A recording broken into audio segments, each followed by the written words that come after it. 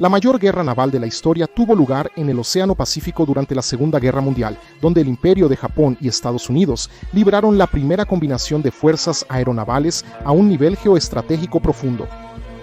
Mucho ha cambiado desde entonces, sobre todo en el ámbito de tecnologías como la aviación, navegación, logística, inteligencia, ingeniería naval y otras que ni siquiera existían y terminaron surgiendo, como la inteligencia artificial, drones, tecnología furtiva, armas de energía y muchas más. Sin embargo, a pesar de todos estos cambios, el fundamento estratégico combinado con la geopolítica se mantuvo. Así, los chinos, conscientes del pasado, planean hoy mirando hacia la Guerra del Pacífico en el futuro. Por eso, en el video de hoy vamos a ver qué aprendieron los chinos de ese conflicto.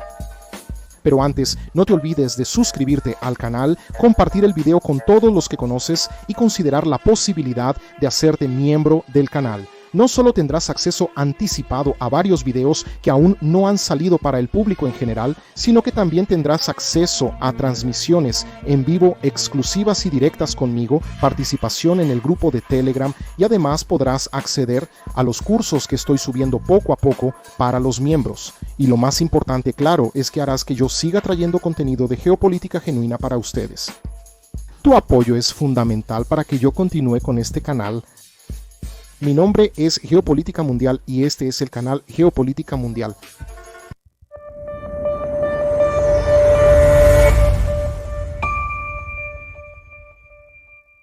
La Marina China, también conocida como Armada del Ejército Popular de Liberación, junto con universidades chinas, ha estado estudiando guerras pasadas para entender cómo otros países lidian con el factor guerra.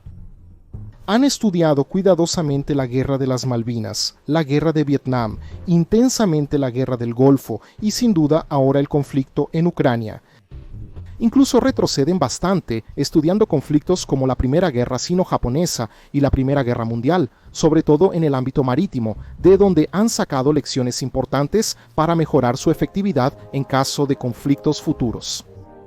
El poco material escrito que sale a la luz sobre esas lecciones también da indicios sobre las prioridades y preferencias de la Armada del Ejército Popular de Liberación, y todo indica que el enfoque ha sido la Guerra del Pacífico, de 1941 a 1945. Y no es por nada. Mucha gente puede pensar que es algo antiguo y por lo tanto obsoleto, pero la verdad es que esa fue la mayor guerra naval de la historia, y los fundamentos estratégicos y tácticos siguen siendo más o menos los mismos, solo que se han refinado y adaptado a medida que surgieron nuevas tecnologías. Además, fue la última vez que Estados Unidos entró en un conflicto donde el enemigo tenía cierta paridad de fuerza con ellos. Porque desde entonces los estadounidenses solo han entrado en guerra con fuerzas mucho menores y más débiles que ni de lejos tenían el mismo equivalente tecnológico que ellos. Si ellos perdieron o ganaron ese conflicto, no es el enfoque del video, porque el enfoque es que los estadounidenses desde la Segunda Guerra Mundial no han entrado en ninguna guerra donde tuvieran un cierto nivel de igualdad industrial, tecnológica y económica con el enemigo. El 7 de diciembre de 1941, la Marina Imperial japonesa atacó por sorpresa Pearl Harbor. A partir de ese momento, la Marina japonesa entró en su fase final, pero la más activa de toda su historia, que duraría hasta el 15 de agosto de 1945, cuando el Imperio de Japón finalmente se rindió. La gente subestima la capacidad y la ingeniosidad japonesa en la Segunda Guerra Mundial. Los japoneses fueron increíblemente innovadores y eficientes, comenzando una operación militar simultánea en un área geográfica que correspondía a una enorme parte de la superficie del planeta Tierra. En cuestión de días, los japoneses atacaron simultáneamente a europeos y estadounidenses en Asia y en el Océano Pacífico. Y lo peor, lograron victorias rápidas usando técnicas súper eficientes a las que los europeos simplemente ni siquiera tuvieron oportunidad de reaccionar. En cuestión de horas, atacaron Hong Kong, Malasia, Indonesia y Filipinas y ganaron. La derrota inglesa en Malasia, perdiendo el estrecho de Malaca y Singapur, fue la mayor humillación inglesa de su historia. Los europeos no solo fueron derrotados, fueron destrozados y humillados. Muchos estrategas pensaban que realmente en esa época los japoneses podrían iniciar algún ataque contra los europeos en la región, pero dudaban si los japoneses tendrían o no alguna posibilidad de victoria. Pero absolutamente nadie pensó que los japoneses vencerían a los europeos en la región con tanta facilidad y rapidez. Fue solamente con la entrada de Estados Unidos a gran escala que cambiaría el destino del Océano Pacífico. Al inicio de la guerra, la flota combinada japonesa era la tercera marina más grande del mundo y poseía los acorazados más grandes del planeta, pero fue totalmente derrotada y destruida debido a una pésima elección de estrategia militar y política. En el pasado, los planificadores chinos asumían que China, si tuviera que luchar contra Estados Unidos, estaría en una posición extremadamente desfavorable, siendo esta línea de pensamiento dominante durante los años 90, 2000 y 2010. Al final, el poder militar estadounidense a menudo era retratado como tan poderoso que parecía imparable. Sin embargo, a medida que la Armada del Ejército Popular de Liberación pasó por una rápida expansión y modernización, espera cada vez más poder competir y luchar contra la Marina de Estados Unidos en cierto pie de igualdad. Como tal, las lecciones de la Guerra del Pacífico resonaron cada vez más con China porque la guerra involucró a dos grandes potencias navales que inicialmente eran comparables en tecnología. Así, la primera lección es que el poder económico e industrial de los dos países fue el factor más importante y el que determinó el resultado de la guerra. Analistas chinos reconocen la importancia de la fuerza industrial, especialmente en la industria de construcción naval, para llevar a cabo una guerra prolongada en el mar. Para ellos, la desproporción entre la economía del Japón imperial y sus ambiciones llevó a una grave sobreextensión que resultó en su derrota. La destrucción de grandes buques de guerra y fuerzas terrestres solo aceleró el agotamiento de los recursos de Japón, que ya eran bastante limitados. Al mismo tiempo, Japón permaneció involucrado en el continente asiático, en la China continental, lo que puso una demanda adicional sobre sus recursos que ya eran bastante escasos. Por eso los chinos analizaron la interacción entre la capacidad industrial y el agotamiento de las fuerzas en el campo de batalla oceánico. Concluyeron que la falta de capacidad industrial y de personal capacitado de Japón para recuperarse de las pérdidas en combate fue un factor crítico en el resultado final de la guerra, ya que Japón tenía escasez tanto de industria como de materias primas para construir los buques de guerra a un ritmo lo suficientemente rápido como para reemplazar las pérdidas sufridas en combate. De la misma manera, la pérdida de pilotos de caza altamente entrenados y experimentados, que eran insustituibles en operaciones como Midway o Guadalcanal, fue un gran factor para la caída de Japón, ya que simplemente no tenían la capacidad de reconstituir sus fuerzas a la velocidad necesaria para contrarrestar a Estados Unidos. Curiosamente, en general, los chinos se ven desempeñando el papel de los Estados Unidos históricos en una futura guerra hipotética en el Pacífico. China no se considera en la misma posición económica que Japón, y de hecho, la posición de China en la década de 2020 es, en muchos aspectos, mucho más parecida a la de los Estados Unidos de 1941 que a la de los propios Estados Unidos hoy en relación con lo que eran en el pasado. China tiene una posición dominante en el poder industrial y ahora ya está establecida como una potencia tecnológica de primer nivel, teniendo suficiente capacidad industrial para reemplazar las pérdidas sufridas en combate, además de que es capaz de importar materias primas minerales y energéticas de Rusia y de otros países vecinos en enormes cantidades. Por otro lado, en Estados Unidos hay preocupaciones sobre su capacidad naval para reemplazar las pérdidas en una guerra prolongada en el mar.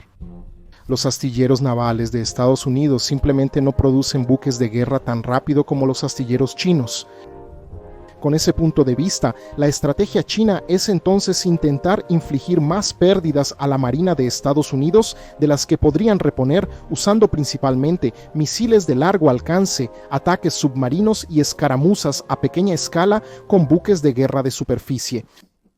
El Ejército Popular de Liberación puede sufrir pérdidas en sus propias fuerzas en el proceso, pero eso sería aceptable para la Marina china, ya que esas pérdidas serían sostenibles para ellos a largo plazo.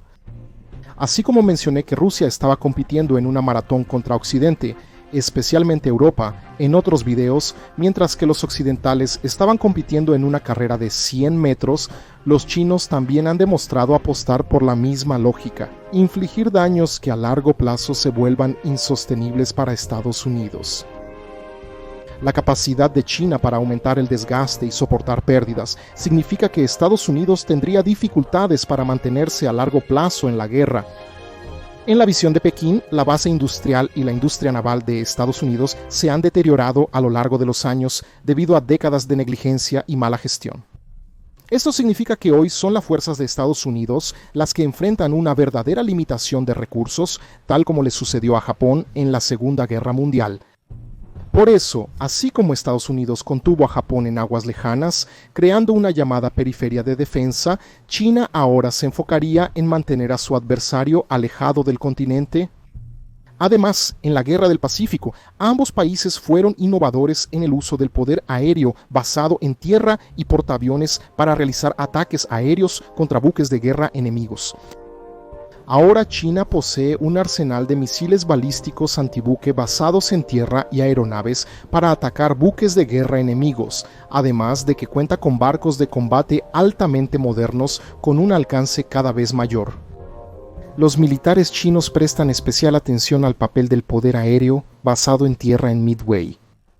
Ellos observan que Estados Unidos, con aeronaves menos capaces y más antiguas en la isla de Midway, desempeñaron funciones críticas que terminaron llevando al éxito estadounidense.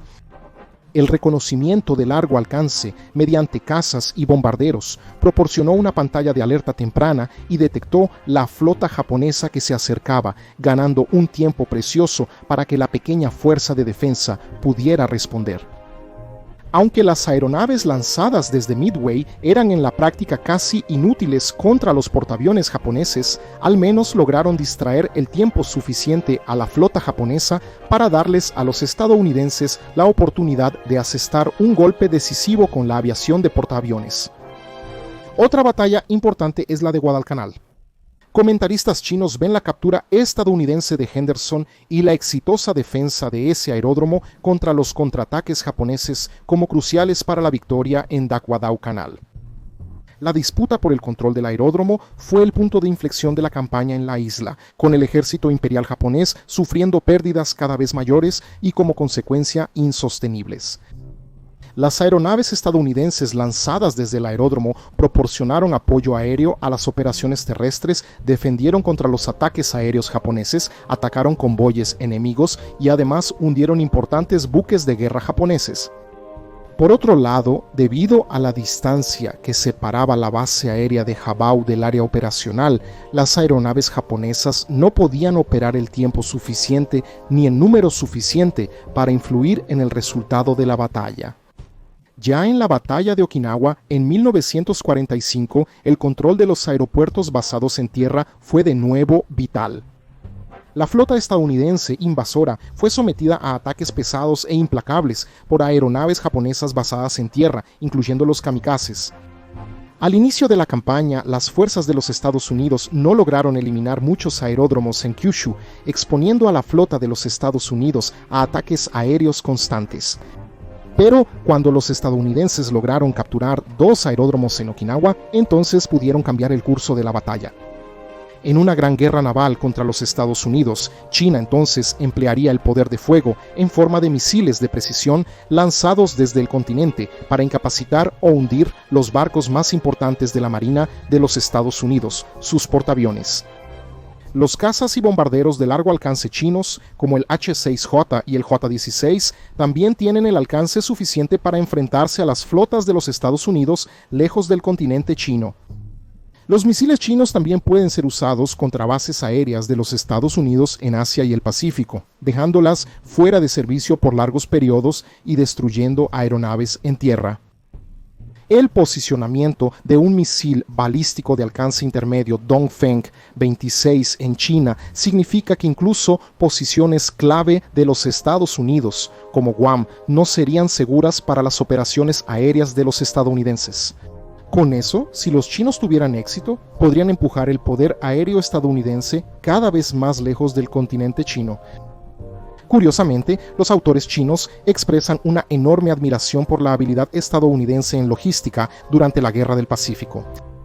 En la batalla de Guadalcanal, por ejemplo, los convoyes de suministros de Estados Unidos, las bases avanzadas y una defensa razonablemente buena de esas rutas marítimas permitieron el flujo constante de refuerzos, equipos y suministros a la isla, mientras que los japoneses estaban mal equipados para reabastecer a sus fuerzas en Guadalcanal y en otros teatros de combate. Los ataques estadounidenses a los convoyes de suministros japoneses empeoraron los desafíos logísticos de Japón. La escasez de suministros y refuerzos minó la fuerza de combate japonesa, dejando a los soldados del ejército imperial sin comida ni municiones en la campaña de Guadalcanal. Esta deficiencia también pudo observarse en Nueva Guinea, Birmania y Filipinas entre 1944 y 1945. Analistas chinos también critican la falla de la Marina Imperial japonesa al no atacar las líneas de suministro estadounidenses, que eran vulnerables durante toda la guerra, y por no concentrar sus ataques aéreos en los depósitos de suministros estadounidenses expuestos. La doctrina submarina japonesa se concentró en atacar barcos de guerra enemigos en lugar de convoyes de suministros, algo muy diferente a los U-boats de Alemania en el teatro del Atlántico. El esfuerzo de construcción naval japonés antes de la guerra se enfocó fuertemente en la construcción de barcos de guerra y minimizó la construcción de barcos de transporte y de suministros para mantener a sus fuerzas de combate reforzadas y abastecidas. En otras palabras, Japón se preparó para la batalla, pero no para la guerra. Y esto no es casualidad, porque los japoneses estudiaron y se prepararon para esta guerra contra Estados Unidos usando los libros de los geopolíticos Mahan y Lea Homer, que incluso tienen videos de ellos aquí en el canal, que dictaban que las guerras navales se concentraban en un único gran momento de una sola gran batalla. Y no es que esos geopolíticos estuvieran equivocados, porque hasta la Segunda Guerra Mundial, quien tuviera la gran victoria en el mar iba a determinar el resultado de la guerra, lo que se comprobó en la Primera Guerra Mundial y en la Guerra Ruso-Japonesa.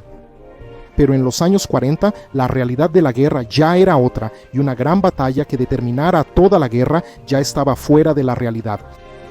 Así, la guerra moderna no se decidiría solo por las ganancias y pérdidas de barcos de guerra o islas, sino por la capacidad de seguir desarrollando el potencial industrial de una nación y convertir ese potencial en poder de combate sostenido en el frente en una lucha a largo plazo. Y considerando que las guerras modernas consumen enormes cantidades de material, poniendo enormes presiones sobre la logística, la doctrina de China exige ataques contra las islas de comunicación del enemigo, minando el flujo de suministros esenciales necesarios para mantener sus unidades de combate de primera línea en acción. Así, el análisis chino de la Guerra del Pacífico trajo 4 lecciones. La primera es que el poder económico, tecnológico e industrial combinado de las naciones es el factor más importante de la guerra. La segunda lección es que la guerra naval en la era moderna se decidirá por el poder aéreo basado en tierra, ya sea en forma de aviones de combate o misiles antibuque. La tercera es la importancia de la logística y los refuerzos. Y la cuarta es que China se ve en la posición de Estados Unidos en 1940, en oposición al Japón imperial, que sería el papel de Estados Unidos hoy. Pero un aspecto importante que es ignorado por los chinos es el hecho de la experiencia en combate. Al fin y al cabo, la última vez que los chinos entraron en una guerra de verdad fue en 1979 contra Vietnam, mientras que Estados Unidos, por su parte, desde entonces se ha involucrado en una enorme cantidad de guerras. Y aunque Estados Unidos tampoco tenga experiencia en guerra naval, lo que los igualaría a los chinos en ese sentido, por otro lado, tienen experiencia actuando como una fuerza combinada, algo que los chinos solo tienen en entrenamiento. Gracias a todos, espero que les haya gustado y no se olviden de suscribirse al canal y compartir el video con todos los que conozcan para que pueda seguir trayendo contenidos de geopolítica genuina para ustedes. Un abrazo y hasta la próxima.